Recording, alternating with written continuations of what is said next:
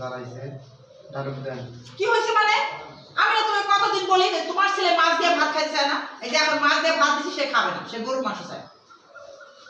আরে আমি গরুর মাংস কোথায় পাবো? আমি তো বলি নাই যে তুমি গরুর মাংস আনো নাই, তো 20 কেজি গরুর মাংস আনছো, কিন্তু রান্না করবে কি? আমাকে না ডাক্তার নিষেধ করছে চোলার ঘরে যাইতে, সরি সরি আবার আমাকে না ডাক্তার নিষেধ করছে রান্নাঘরে যাইতে, আমি কিভাবে রান্না করব?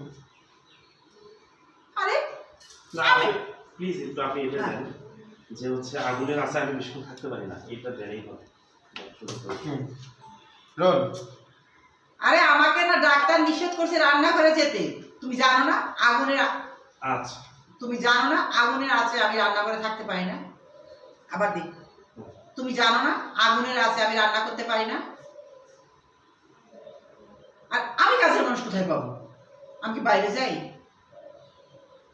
উফ, আচ্ছা ঠিক আছে ঠিক আছে, তুমি কাজের মানুষ এনে, আচ্ছা ঠিক আছে ঠিক আছে, তুমি কাজের মানুষ এনে দাও, প্রতিদিন আমি তোমার ছেলেকে গরু মাংস খাবো।